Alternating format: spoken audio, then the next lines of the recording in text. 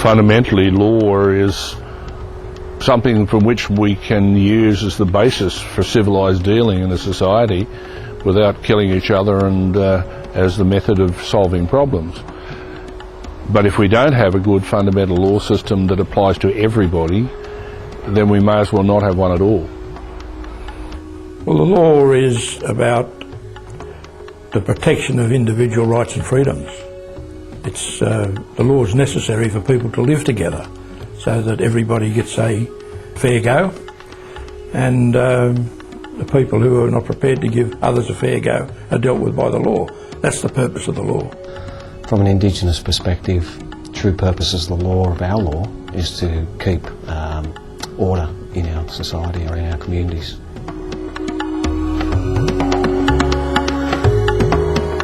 The purpose of the law has changed over the last century or so, where it's now a matter of Parliament or government having control of the people, which is not the true intent of the law or purpose of the law. One of the key things about any law is, as Geoffrey Robertson put it, is that it's got to have a system of law which has inherent in it that a citizen can defeat the government if necessary. We now have a system of law in which the citizen can't defeat the government, in which the system has been rigged to ensure that the citizen can't beat the government. My understanding it started in 1973 when a gentleman, Frank Conningham, was travelling, making one of his many trips between Australia and the UK. He worked in a sort of very official government capacity. He was travelling on an Australian passport in which the Queen instructed people to give him various assistances, and when he got there he was told, go and get in the aliens queue, you belong over there, and he produced the passport and they said, we don't care what your passport says, you go and belong over there. All his previous journeys there, when he arrived at Heathrow, he lined up under British subjects and went down that queue through passport control. What happened on this occasion in 1973 was he was put into the alien queue. Despite much protesting, he couldn't do much about it. Unbeknownst to him, the UK Parliament had just passed the Immigration, Asylum and Amendment Act of 1973, which made all Australian citizens no longer British subjects. When he came back to Australia, and he is a mathematical physicist of great note, he spoke to a number of his colleagues, including a number of senior QCs. And they said, oh yes, the law is, in fact, the fundamental law is the Constitution. He said, well, what's that in legal terms? And they said, oh, well, it's an English law. He said, well, hang on, how can we be under a law and yet they're telling us we're aliens under that same law? There's something crazy going on here, and he started to dig. On his return from the UK, he sought legal advice from some of his many friends, and I understand one he went to was Colin Howard, who was the Hearn Professor of Constitutional Law at Melbourne University. After some discussion and research, my understanding is that Colin Howard informed him that, well, the Constitution's not valid. Continuing the research, Frank went and saw the Secretaries of the Treasury and also the Prime Minister's Department, and my understanding, the response he got was, well, it was about, we realised someone eventually would find out, so that they were well aware of the illegal basis of it. They then set about developing further research and also talking to politicians, because at the end of the day they thought that what it has to be corrected, the way to correct it is to get a political solution. So they dealt with politicians. My understanding is that during the crisis events of 75, Gough Whitlam, Malcolm Fraser, the Governor General were aware of this research and this information. Going through the 80s, even it was discussed with Bob Hawke, Paul Keating. It was Keating's suggestion that yes, it should be put in front of the people, and the way to do that was by way of referendum, which was eventually held in 1999. Now what we did is we decided we'd set out, firstly, just to get the facts out into the public. To say to the people, hang on, what is this that you're obeying? What is this law that you're obeying? What's its source? What's its origin? What's its authority? And do you still accept it? Now, the government got the wind of this, and so they ran the Republic debate in November 1999. Most people tend to think that that debate was about the Republic question as whether or not we had an Australian head of state. In fact, the real question was question 2, the so-called preamble question. The system that was presented to the elector was presented via a booklet called the Yes and No booklet, which set out what was to happen with the referendum, what the referendum question was, and the 2 options, which was the Republican option and what we might call the monarchist option. The monarchist option was, of course, only part of the Constitution, Section 9 only of the original Constitution Act. The so-called preamble question contains a clause which says, "We, the Australian people, commit ourselves to this Constitution." It is the first and only vote ever taken of the entire Australian people about the Constitution by which we're governed. And by 60.66% to 39.34%, the people said no.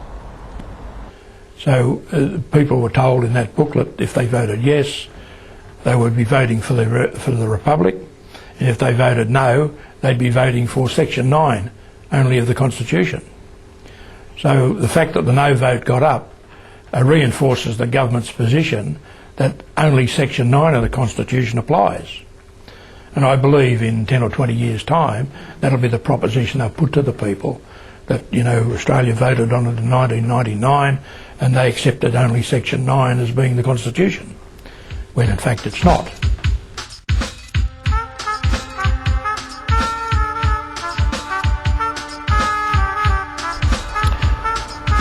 The Constitution that we have in Australia is Clause 9 of a United Kingdom Act passed in July 1900. The first 8 clauses, or the so-called covering clauses, Clause 8 of that describes the Commonwealth as a self-governing colony. And for the purposes of law, that's what it remains. Now, in the 21st century, that's just no longer valid. Trickle Treaty, Commonwealth power to make and implement treaties. It was a report by the Senate Legal and Constitutional Reference Committee published in November 1995. It says quite clearly that on signing the Treaty of Peace and becoming a member of the International Labour Organisation, we were a sovereign Australia was a sovereign nation from then. It also refers to the Imperial War Conference held in 1917, and it was decided at that meeting, resolution number 9 refers to that come the end of hostilities they will have a special conference to sort out the constitutional arrangements with the Dominions, because they were saying that they should be treated equally at that point in time. And this is borne out in 1921, in 1926, in 1931, and so on. And one of the rules of becoming a member of the United Nations is that you must be an independent, sovereign nation. That means you cannot be ruled, regulated or influenced by any other sovereign nation, such as England. What the Australian government should have done on that exact day, within minutes of that documentation being accepted from England, is they should have instituted the replacement legal systems for Australia, and they did no such thing.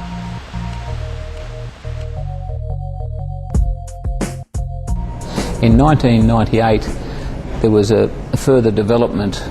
I think various people in Melbourne realised that the politicians weren't going to give them an adequate forum to have these issues ventilated. So they thought the opportunity would be, okay, we get some cases going, we get them into the High Court, and the politicians aren't prepared to fix it, but the judiciary put it in front of them.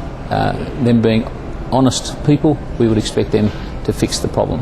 At least make the politicians aware they have a major issue legally for the legal basis of law in this country.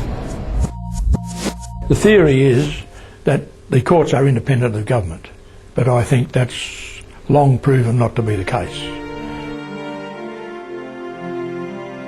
This is the first time these issues were put before the highest legal body in Australia. The first time the High Court had the opportunity to view these issues. It was by way of an application, a Section 40 lift application from a lower court, and the decision is Jose versus the ASIC, which was handed down, I think, 12th of December. It was dealt with on the 12th of December 1998. And what Justice Hayne said in that meeting was that he had a duty to protect the system. We felt a bit cheated by that because we thought he was there to interpret the law and apply the law correctly. That apparently appeared to be secondary to preserving the system.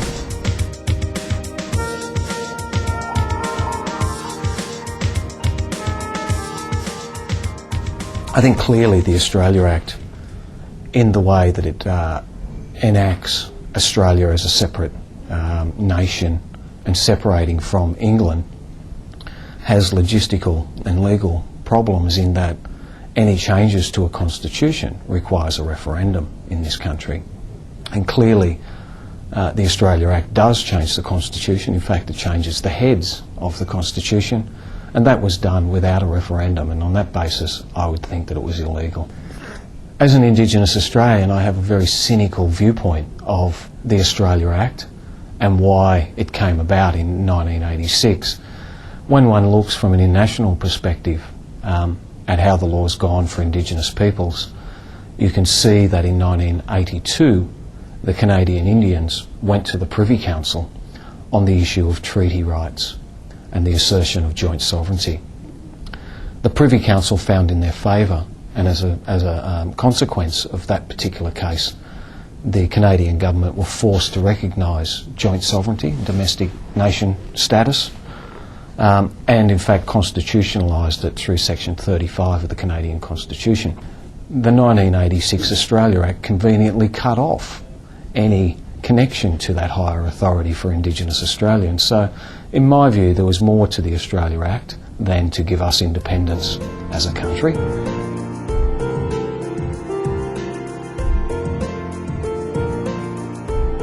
There's actually three elements of what you need to show legally at sovereignty to be able to claim occupation, which is how this country was claimed. And they are, firstly, terra nullius, which we've all heard about. And the other one is effective control, and the third being a will and intention to act as sovereign peoples. Captain James Cook, when he arrived to charter the land and waters of the continent of Australia, had instructions, specific instructions from the Imperial Crown and the British Admiralty, only to do things with the consent of the Aboriginal natives of Australia. That was completely ignored. Terra nullius, basically at law, means land belonging to no one here. So the basis upon which the occupation, the possession of Australia by Cook was a fallacy. Totally legally wrong under English law and international law at the time. Even without Mabo overturning terra nullius, I think it was always questionable in international law, that whole issue of occupation and the legal nexuses that go with it.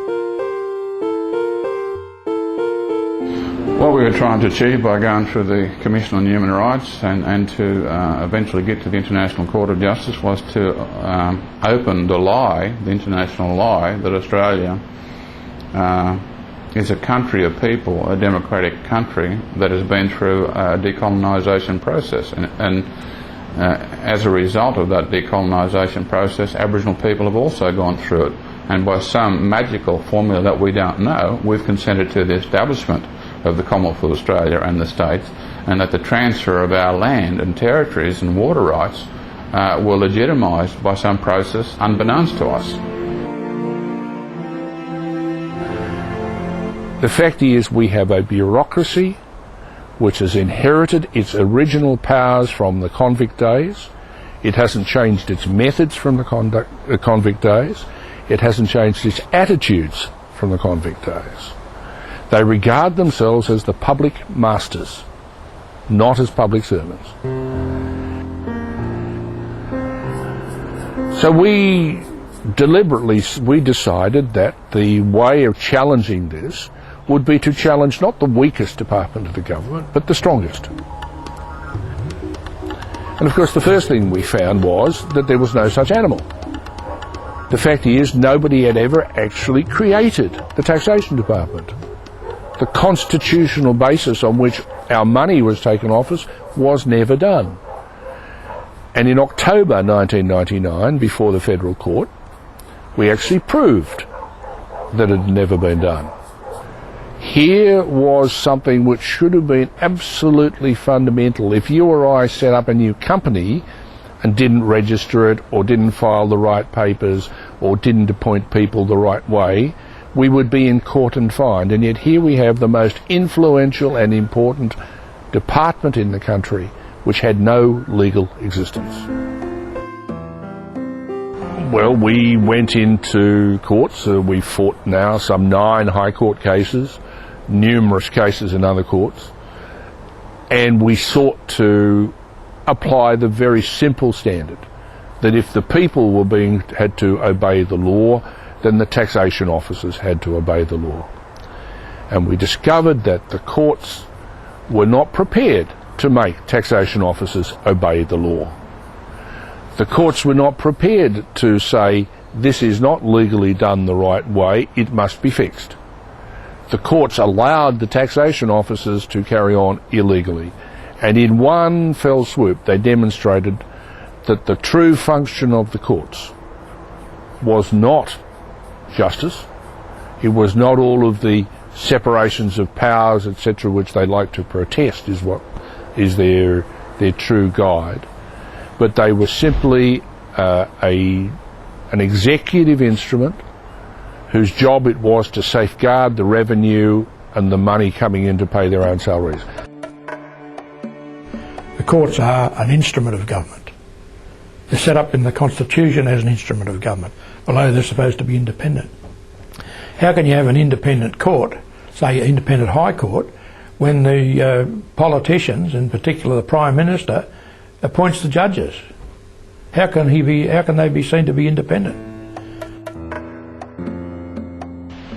If an entity is not a legal entity, is that not one and the same as saying that it is an illegal entity? To which the Australian Federal Police, on a transcript tape, which we will be making available shortly on our website, said yes, that is correct. I think from memory it is the 1899 Crimes Act, currently represented as the 1914 Crimes Act, that actually stipulates that if you interact with, pay or encourage a known illegal entity, it is a 7-year jailable offence. And here we have on the website a document stating that the entire Australian Taxation Office is illegal. The Constitution, under Section 51, gives the government the right to make laws for peace, order and good government. Yet in the Ryan case, in the High Court about 2 years ago, the High Court ruled that we were not entitled to fair and just tax laws. And that's the statement of the Chief Justice of the High Court.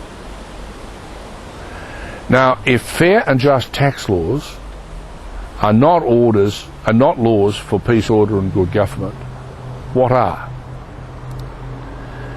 And what people seem to forget is that just about every major revolution in history started on the basis of unjust taxation. Taxation that is based on transactions, whether it's debits or credits or whatever, if it's based on all transactions, without exception, without any exclusion, everybody pays an equal amount of tax. So the people that are avoiding tax to a larger degree, the mega corporations, all those people would have to pay their fair share of tax. And that's not happening at the moment. Mums and dads pay all the tax. When our tax system was first set up, we had a system which taxed most of the business in this country. Today, most of the business in the country is done by overseas owned companies, who in turn pay their taxes overseas but not in Australia. The result is that you've got to collect more and more tax from the ordinary taxpayer, from the small man, from the ordinary punter in the streets. And that, of course, gets more and more unfair. The Goods and Services Act of 1999, section 165.55, and it talks about Commissioner having disregard in making declarations for various purposes. And those purposes are such things as, and there's several listed, A, treat a particular event that actually happened as not having happened. Well, that's interesting. An amazing piece of legislation that gives the Commissioner a veto right over and above tangible things that would have happened. Now this seems to me to be a clear example of where the Parliament has made a law that allows the Commissioner who administers the law to lie or to set somebody up in a position which is not correct. Now, to me, that is unconstitutional. We only have the laws to obey, and if a person obeys those laws, then they cannot be found to be at fault. But under that Act of the GST, 165.55, it means that if you acted lawfully, the Commissioner can actually make a statement saying that you acted unlawfully, and you have no right to do anything else other than comply with his direction.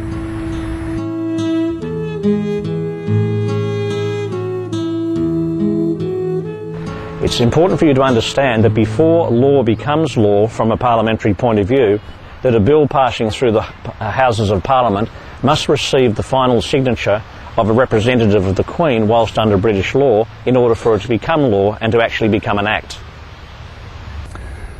The research has shown us that, in fact, the Queen of England, or the Queen of the United Kingdom and Northern Ireland, as constituted under the Great Seal of England, is a distinctly different Queen or monarch under our Australian system, who is now called under the 1973 Royal Styles and Titles Act, the Queen of Australia, head of the Commonwealth and her other realms and territories. And now we realise that some of the state governors actually have their letters patent issued by Elizabeth II, by the grace of God, and our other realms and territories. Now, there is no Great Seal in England or Australia under which she is constituted. So therefore, any instruments or royal assents that she gives under that title are not legal, they're not lawful, and they have no force of law. If Queen Elizabeth II has no executive authority over Australia from even back in the time at which she was born, then there is no such thing as a legally appointed representative of the Queen. That means all Governor-Generals in Australia are invalid. If the Governor-General's position is not a true representative of the Queen Elizabeth II, then that means every bill that has been passed and signed off by him on her behalf is not law. Now, so far in our journey, we've found most of the people who sit in the Parliament are not interested in if they have lawful authority to sit there.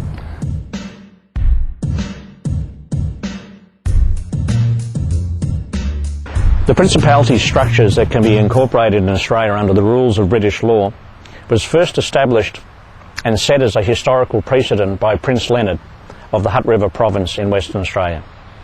This he established some 36 years ago. I believe his anniversary is April.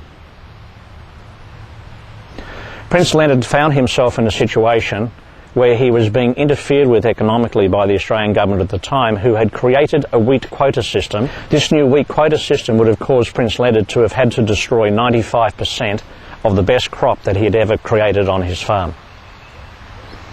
This brilliant and determined man went off and researched law along with an enthusiastic group of Perth University law students, and found in the British law that we as the citizens, at an international level as well as a British law level, have a right at any time to secede and to legally remove ourselves from the influence of any government which has done the wrong thing by us. Michael, some years ago, and others, Bob Weatherall, Lowitja O'Donoghue, Jeff Clark, several of our current leaders were involved in it, and they set up what's known as the Aboriginal Provincial Government. And they done that as a means to meeting the requirements at international law, basically to give an equivalent of the Crown, in that we are a government of people, we have laws within that society, and it was all about setting up a system of sharing sovereignty in this country and creating indigenous land masses or areas. We recognised as a government very similar to what happens in Canada, where they've set up provinces. Provinces are really indigenous provinces, so they have 3 tiers of government over there. And the APG promotes that Australia fits another tier or layer of government within its current system, that being Indigenous peoples. The objective for the people is to find a process which we have developed for them, which first of all they can remove themselves from a system that on every day is doing damage to them. It is abusing their constitutional rights and allows the people to legally step out of the system by simply saying we are no longer associated with this system, it's corrupt. It allows them to interact with the ministry structures of our government, Her Majesty's Government of Campside, and give us directions of which it is our job to act on the will of the people.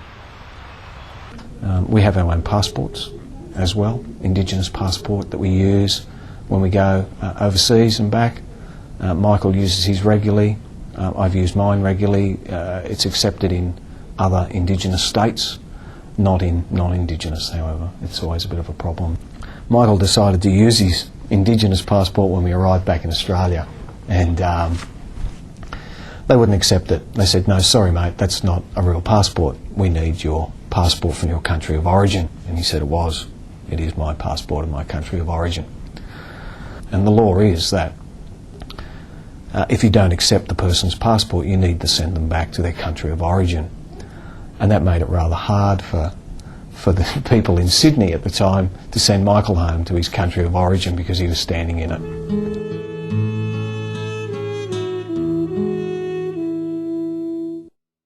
Well, when we look at the debates leading up to the establishment of the Commonwealth Parliament, the colonies at that time had requested authority from the Imperial Parliament to do what they were planning to do, namely to establish the Commonwealth of Australia. The mandate to do it was actually a gift from the Imperial Parliament. It was not something that came from the ordinary average Australian, because only a very select group of people participated in those parliamentary debates and drew up the Constitution of Australia. And they were men who were of a propertied class. If you didn't have property, you were excluded from the process. So I can't see how the vast majority of Australian people are implicitly bound by the rules of the Constitution of Australia if they had no say in the drafting of the Constitution, if they didn't give free and informed consent to it. Really only about 8 or 9% of the population of Australia voted not for the Constitution but for federation. We actually had no say in the Constitution at all, and we had further less say when it was taken back to England and qualified by the covering clauses. That's the clauses 1 to 8, in which it's granted all the power still back through the Imperial Parliament, through the United Kingdom Parliament.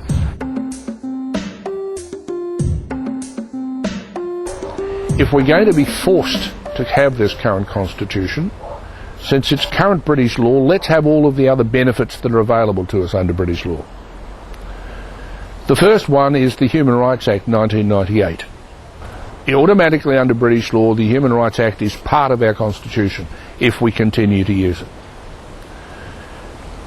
And this is our problem.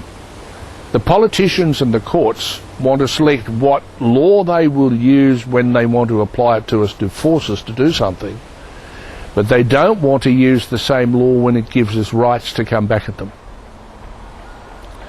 So let's either have all of the current British law together with all of the rights that go with it, or let's have a new set of laws which balances things up another way. If we were covered under British law, we would be protected by the Bill of Rights of 1688 and the Human Rights Act of 1998.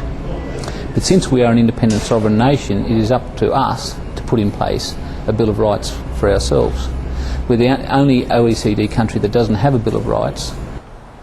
Australia is the only OECD country which has no human rights. There is no code of human rights which any Australian can go into court and quote and say, these are my rights. I'm entitled to this. Now, why should we be so much less than every other country in the world? Even some of the worst dictatorships have got codes of human right. But our government, to quote Sir Garfield Barwick, if Australia had a Bill of Rights, it would be ungovernable. What, of course, he means is that you couldn't possibly keep doing things to the Australian people the way they're done if they had a Bill of Rights. Where we're up to today is that there is no further cases, as I understand it, going through the Australian legal system because all avenues have been exhausted and all efforts now are concentrated on dealing with the issues internationally in two venues, one in the British High Court and another is in the European Court of Human Rights. Now, what we've done is we've gone to the British courts and we've said, here is this law, it is domestic British law, it is certain things are not being done correctly under it. For instance, Governors-General are not being appointed in the way laid down in other British acts, and therefore their appointment is illegal. Now, you have one of two choices. Either you force their appointment according to proper British standards or rule that the appointments are null and void. And if you rule that they're null and void, then every act they've passed, every appointment they've made, every judge they've appointed, all become illegal. They want to have the power, but they don't want to have the responsibility. Now, we're saying, have the power, but you must have the responsibility and the accountability. And what we've done by taking the cases to the British court, we're requiring accountability for the first time in many years. And it is causing a great deal of heartache in government quarters. If government's out of control or off the rails, you can only look to one document for that, and that's the Constitution. It's successful if the government's doing the right thing. It's unsuccessful if they're not. And the evidence is clear that they're not. So the Constitution's unsuccessful. And for that reason, we thought that we'd better get busy and draft a better one. And at least somewhere down the track, when that better one becomes a popular idea, it'll be ready. What we need is a new Constitution based upon that equality of everybody before the law, including the government. Every time an issue of constitutional validity arises its head, the people should be consulted and they should be asked to vote on those matters. One of the things that we can actually try is a form of government that we haven't actually tried yet. It's called democracy. And once we try that, I suspect that at the very least we can produce is a 21st century constitution voted on by the people clause by clause. Let's not have any of this nonsense of you take one bit, you take it all. Let every bit be voted on separately so that nothing gets through by accident. But we continue drafting the Constitution. We seek as much input as possible from across Australia. We hold a convention every year to update the draft in relation to the input that we've got or received during that year, and it's an ongoing process. Let's start the Constitution with a preamble that says all rights belong to the people, and only those rights delegated to the Parliament and the government by this Constitution shall be exercised by the government and the Parliament, and it shall be their responsibility at all times to prove that any exercise of power is within the limits delegated to them by this Constitution.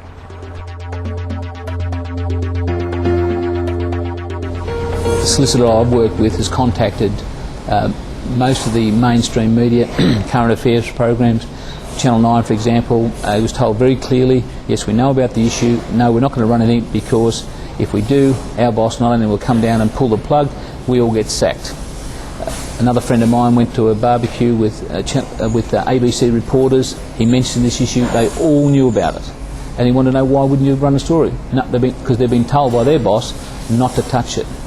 We had an article published in a local press. There was supposed to be 2 articles in weekly succession. First article gets in, second one gets canned. The editor, who was a new editor, thought the idea was good, wanted to run the story. The reporter had been trying to get it in the paper for 12, 18 months.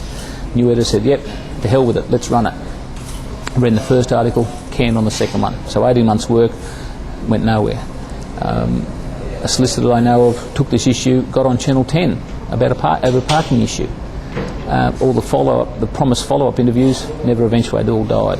So if some does leak through, it's very quickly canned. And that's so that when you talk to people in the street, they don't know what you're talking about. It is not out there. It's not out there for discussion. It's not something that you'll see on any of the mainstream media.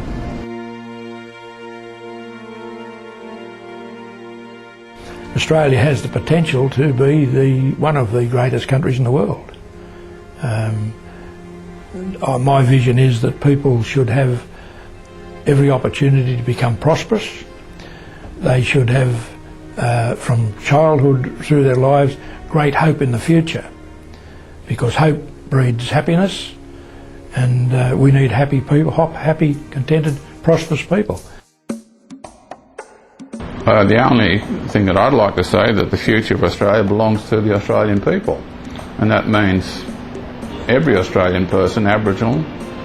It means the total multicultural society that we live in, and it's not just the privileged elite.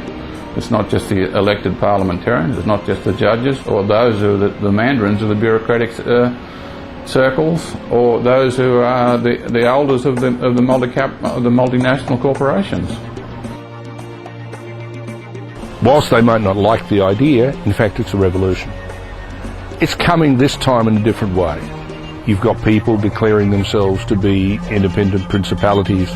You've got other people just seeking to defy the law.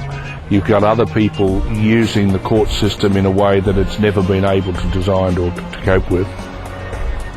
You've got huge numbers of people putting cases in which the lawyers won't put in, because the lawyers are part of the system and part of the problem. So what you've got is a revolution that's taking place in multiple ways. Nobody's shooting, but the question at the moment is, who would you shoot anyway and get a result? But what we have is a very, very widespread revolution, and it's a revolution at the end will succeed. It can't do anything else.